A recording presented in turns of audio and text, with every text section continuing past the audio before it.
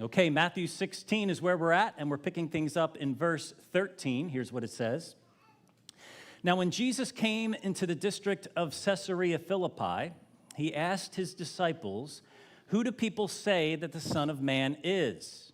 And they said, "Some say John the Baptist, others say Elijah, and others Jeremiah or one of the prophets." He said to them, "But who do you say that I am?"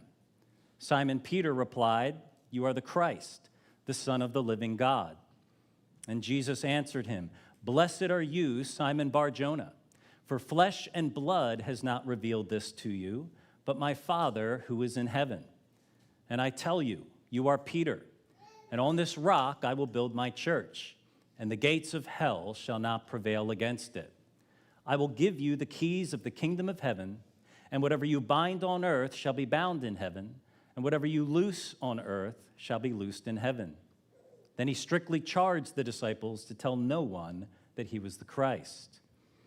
From that time, Jesus began to show his disciples that he must go to Jerusalem and suffer many things from the elders and chief priests and scribes, and be killed, and on the third day be raised. And Peter took him aside and began to rebuke him, saying, "Far be it from you, Lord, this shall never happen to you." But he turned and said to Peter, "Get behind me, Satan. You are a hindrance to me, for you are not setting your mind on the things of God, but on the things of man." Okay, so there's a lot going on here, right? But to start off with, let's take a look at the location that this is happening in. The story that we're looking at this morning takes place in the district of Caesarea Philippi. We got a map up on the screen so you can see the area that Matthew is talking about here. Now, obviously, this place that's marked by the red pin up there is pretty far away from the Sea of Galilee, which is where Jesus and his disciples were last week, and where Jesus has spent most of his time ministering, with the exception of a brief trip that they took to the district of Tyre and Sidon up there on the left, where they encountered a Canaanite woman that we read about a couple weeks ago. But apart from that, most of the ministry that Jesus has been doing has been taking place in and around the Sea of Galilee, which you can see there at the bottom of the screen. But now Jesus and his disciples are all the way up there in Caesarea Philippi, which is an area that could be described as a melting pot of paganism. Okay, I mean, it was the center of Baal worship. There was a lot of worship of other Greek gods there as well. And it's in that place that Jesus decides to take his disciples aside and ask them a very important question. And the question he asks them is this, verse 13. "Who do people say that the Son of Man is?" Now, this isn't the main question that Jesus brought to the disciples up here to ask them. This is more like a warm-up question. Okay, it's a non-threatening question to get them to start thinking about this a little bit. And so, in other words, what Jesus is saying is, generally speaking, who do people say that I am? What's the word on the street? And so the disciples give Jesus the most popular opinions that were going around at the time. Well, some say you're John the Baptist back from the dead. Others say you're the prophet Elijah who's come back. Some say you're just one of the other prophets like Jeremiah. And so they basically run through the list of what everybody has been saying up until this point, which at least gets the disciples to start thinking about the fact that everybody has an opinion about Jesus. And the same is true today.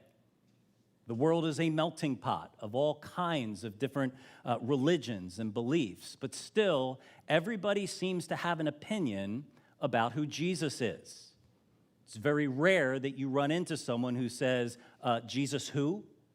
Like, just want to make sure we're talking about the right Jesus here. Like, that's not something that typically happens. Everybody who has heard about Jesus has an opinion about who he is.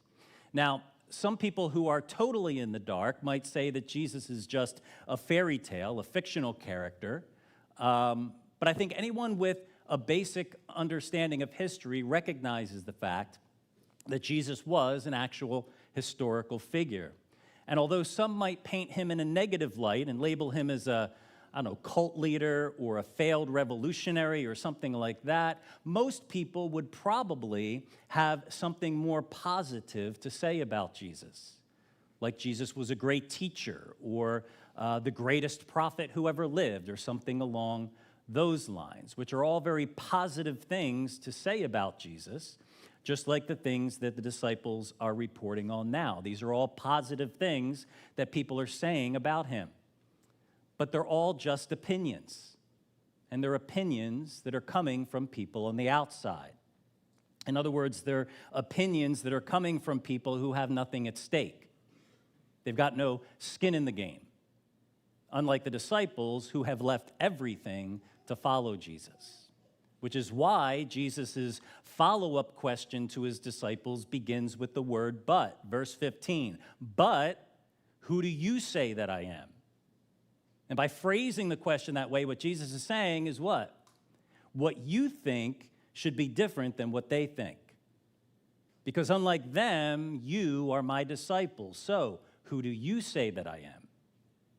And after months and months of following Jesus back and forth across the Sea of Galilee, watching him perform incredible miracles, listening to him teach as one who has authority, seeing him demonstrate that authority over all kinds of diseases and demons and even nature itself, Peter stands up and says in verse 16, "You are the Christ, the Son of the living God," and he's the first one to do so.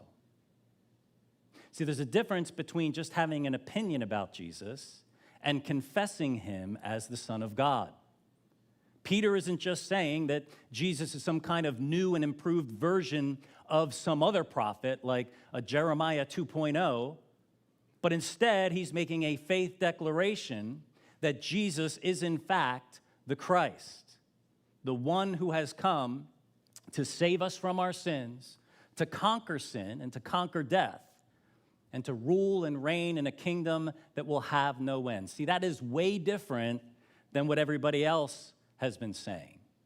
And the reason Peter is able to make a statement like this about Jesus is because God himself revealed this truth to him.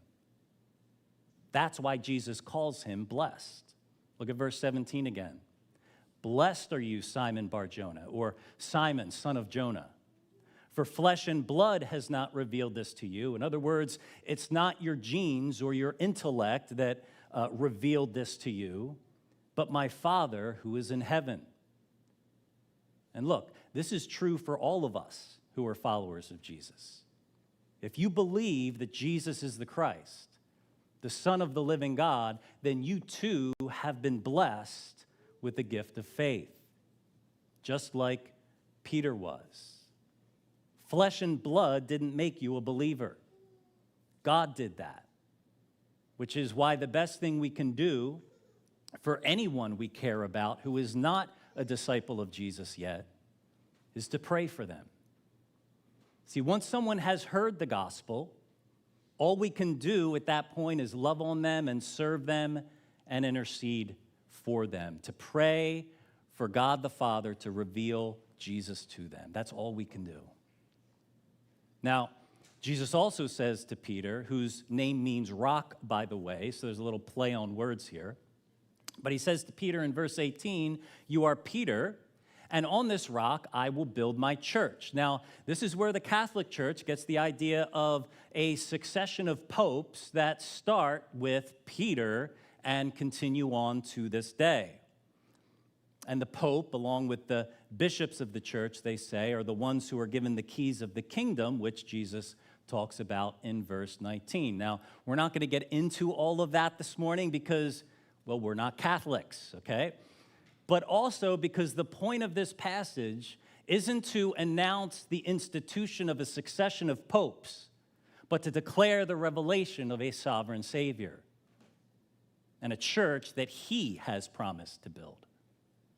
Jesus is the only head of the church, and any authority that we have been given as members of his church is by grace alone, through faith alone in him. It's Peter's confession of faith that Jesus is highlighting here, not the man himself. Peter is just as flawed as anyone is, which he shows us very clearly in this story. The keys to the kingdom that have been given to the church has been given to us in the sense that the gospel has been given to us. It's the gospel that is the power of God for salvation and nothing else. And the power of the gospel that Jesus alludes to here in the keys of the kingdom is a power that Peter will eventually experience himself when he preaches his first sermon and sees 3,000 people get saved in one day. That's what I call putting the keys of the kingdom to some serious use. Now, in all likelihood, Peter doesn't understand entirely the implications of all of this, which is probably why Jesus is quick to tell Peter, along with the other disciples, to keep quiet about it. Did you notice that? And look at verse 20 again. He strictly charged the disciples to tell no one that he was the Christ. See, because although their eyes have been opened to the truth of who Jesus is, and they're a lot more aware of things now than those on the outside are, they still don't see everything clearly. Not yet, anyway. Remember the story we looked at last week about how even though the disciples had a clearer understanding of who Jesus was than most people, certainly more than the Pharisees and the Sadducees did, but even though that's true, they still had trouble understanding certain aspects of his mission, like how Jesus came not just to save the Jews, but to also save the Gentiles. And so even though this confession of faith by Peter is evidence of the fact that the Holy Spirit is at work in the lives of the disciples, and their eyesight is at least improving, they still don't see everything clearly yet. And if they start telling everybody what they think they see, then they might end up with a political revolution on their hands. And if that happens, then it's just going to make things a lot more difficult for Jesus to be able to do what he came to do. And so what Jesus does is he sits his disciples down and he begins to tell them more about why he came and what it is that must happen next. Verse 21, how he must go to Jerusalem and suffer many things from the elders and chief priests and scribes, and be killed, and on the third day be raised. And he's speaking these things very clearly to the disciples. Okay, in other words, he's not talking in parables like he sometimes does, but he's laying everything out for them very plainly. I must suffer. See, that's different than suffering that is just the result of living in a fallen world. That's suffering that is ordained by God. Jesus must suffer and suffer many things, meaning his suffering will come in many different forms. And one of the forms of his suffering is the rejection he faces, not randomly by people in the street who are just looking to pick a fight, but deliberately by respected religious leaders, the elders and the chief priests and the scribes. And then he is to be killed. And not by an angry mob that springs out of nowhere and commits a random act of violence, but by the governing authorities, by those who are in power, who will issue warrants and make an arrest and have a trial, and after that, a public execution.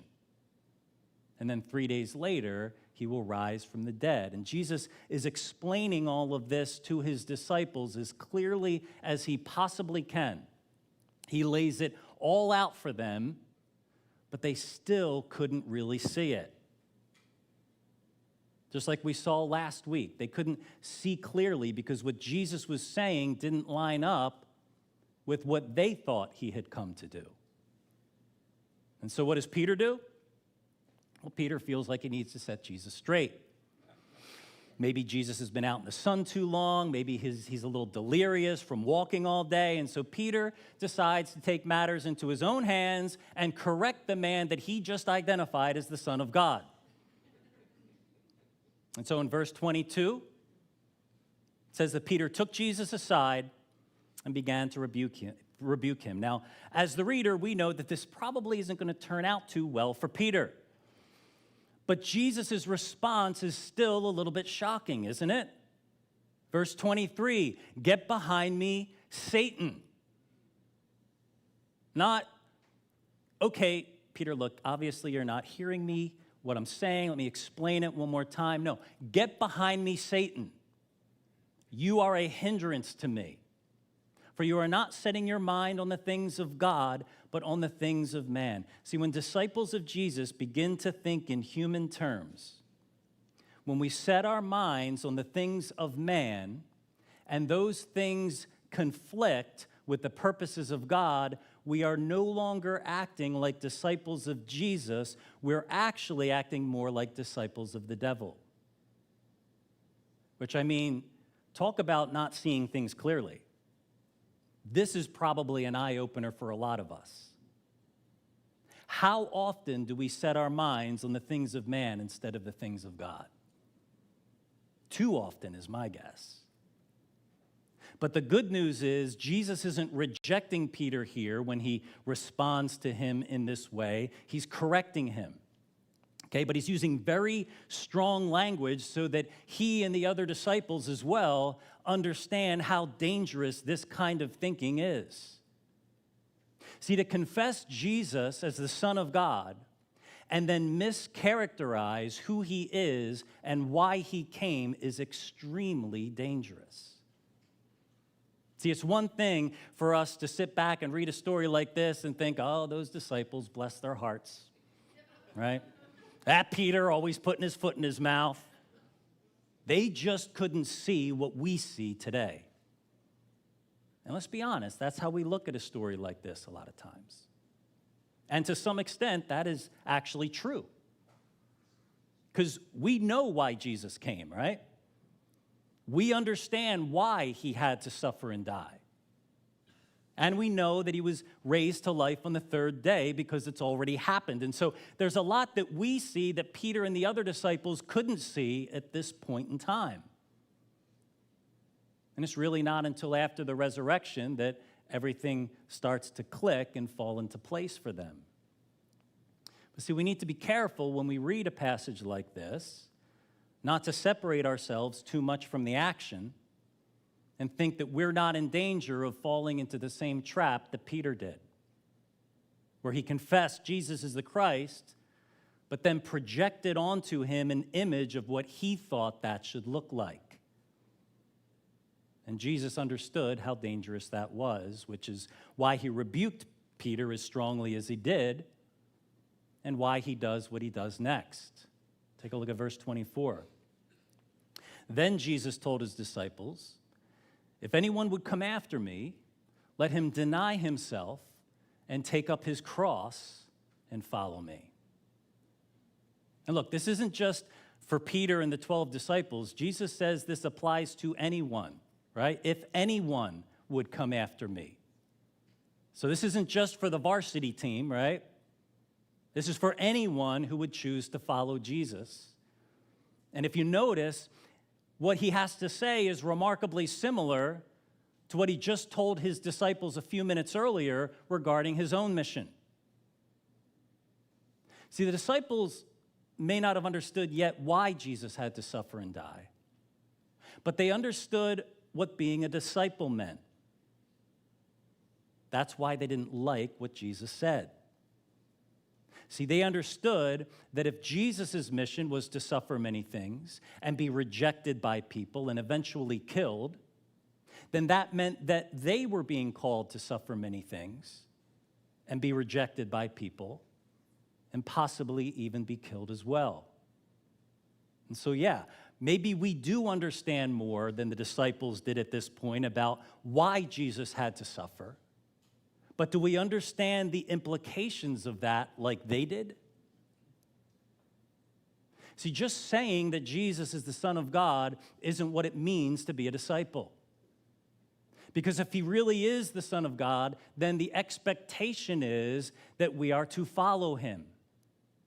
And the way Jesus describes this following to his disciples, the picture that he paints for us here is the picture of the Son of God carrying his cross, his instrument of execution, with a long line of disciples behind him carrying their crosses too, as they follow after him. That's the picture. That's what following Jesus looks like according to Jesus. And he would rather his disciples understand that now up front than to figure it out later. Because at least if they decide to follow him, they know what they're getting themselves into. But as difficult as this is, and as costly as following Jesus is, it is still most definitely worth it. Look at verse 25. For whoever would save his life will lose it, but whoever loses his life for my sake will find it. What Jesus is saying is this: I know what you're thinking, okay? I don't want to take up my cross. I don't want to lose my life. But what Jesus is saying is, you've already lost it. And the only way to save it is to lay it down and follow me. And then it's as if Jesus anticipates our response. What do you mean I've already lost my life? Look at everything I've got. Good job, nice house, great family. In anticipating our response, Jesus says in verse 26, for what will it profit a man if he gains the whole world and forfeits his soul? Or what shall a man give in return for his soul? And the answer, of course, is nothing. See, we can't pursue the world and then expect to be able to cash that in at the end of our lives for a spot in eternity. Like, it doesn't work that way. The result of pursuing the world, Jesus says, is forfeiting our soul. In other words, this is a binary decision. It is one or the other, not both. That's the point that Jesus is making here. If you want to be his disciple, then you have to go the way that he chooses, which is not necessarily the way you would choose for yourself. So what does that mean? Like, practically speaking, what does it look like for us to put this into practice? Well, let's say you don't like change, for instance. Okay, you're someone who likes things to stay the same, just the way they are. Well, it may mean that Jesus is asking you to do something that you've never done before. Or if you really like to be comfortable, for instance, maybe Jesus is leading you into something that is not so comfortable. Or if you really like security, you like things safe, right? You're the kind of person who avoids any possibility of risk. Then maybe Jesus is asking you to take a risk. But Jesus would never do that. That's not my personality type. But see, that is exactly why he may actually call you to do that. See, if we're perfectly fine with every single thing that Jesus asks us to do, then there is not even the opportunity for us to deny ourselves. It's only when Jesus calls us to do things that are contrary to what we would choose to do for ourselves that we really prove to him and to ourselves who it is that we're really following. And look, Jesus knows it's not easy. He knows it's a struggle and that we won't always make the right choice. But he does want us to know up front that that is what it means to follow him. That following Jesus means following Jesus and not expecting Jesus to follow us. And then to drive this point home, Jesus finishes by saying this in verse 27. For the Son of Man is going to come with his angels in the glory of his Father. And then he will repay each person according to what he has done. A day is coming when Jesus will return, and those who know him will be caught up with him in glory. See, suffering isn't the end. Glory is the end. When the Son of Man comes on the clouds of heaven, surrounded by his angels, and ushers in his everlasting kingdom that will never be destroyed. And those who belong to him, who chose to follow him, will get to rule and reign with him for all eternity. Which is awesome, right? But he calls us to follow him now. Not when we see him coming on the clouds surrounded by the angels of heaven, not in the midst of glory, but now, in the midst of a fallen world. This is where Jesus calls us to deny ourselves and to commit ourselves to following him. The future will be glorious. But the future begins by following Jesus today.